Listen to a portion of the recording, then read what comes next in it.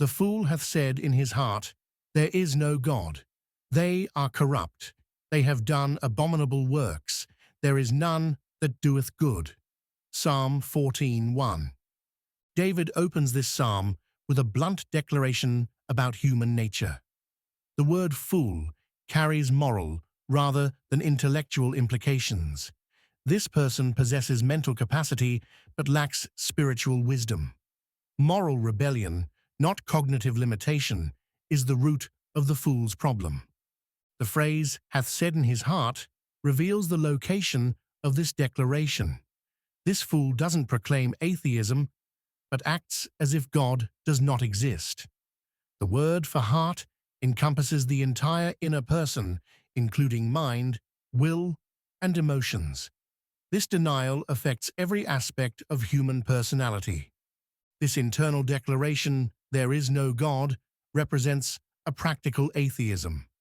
The fool may acknowledge God's existence while living as if God doesn't matter. This person operates without considering divine authority, judgment, or accountability. The language suggests ongoing declarations rather than a single statement. The fool tells himself, God doesn't care about human behavior. This constant internal dialogue reinforces his moral rebellion and justifies his sinful choices. Contemporary culture shows this same pattern. People acknowledge God's existence in surveys while living without reference to divine standards. They attend religious services while making daily decisions based on preference rather than on biblical principles. Their practical atheism contradicts their stated beliefs. The immediate consequence appears in the phrase, they are corrupt. This suggests moral decay spreads like infection. Denying God's reality or relevance leads to systematic moral deterioration. Without divine accountability, ethical standards become arbitrary and self-serving. This corruption manifests in abominable works. The word abominable describes actions that provoke divine disgust. These behaviors violate God's character, generating holy revulsion. The progression from internal denial to external corruption illustrates sin's natural development. Wrong thinking produces wrong living. Faulty theology generates faulty morality. When people reject God's authority in their minds, their actions follow this rejection. Paul's letter to the Romans shows this same pattern. He writes that people who suppress truth about God will receive divine judgment through moral abandonment. God allows them to experience the natural consequences of rejecting divine authority. Their thinking becomes futile and their conduct degraded.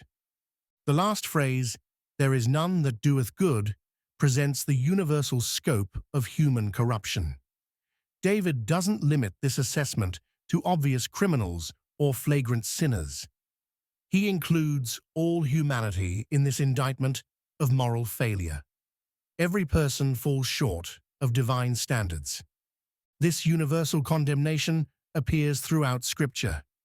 Isaiah declares that all human righteousness resembles filthy rags before God. Isaiah 64:6. Paul quotes this psalm in Romans to establish universal human guilt before divine judgment. Romans 3:10-12.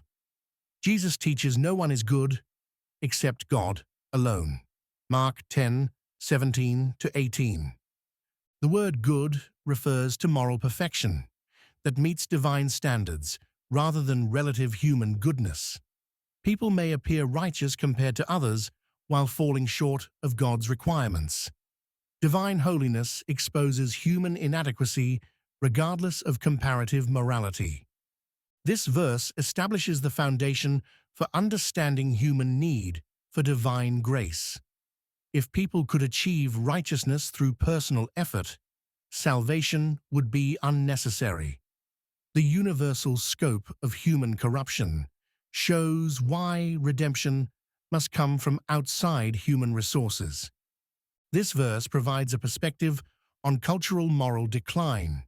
When societies reject divine authority, moral corruption follows.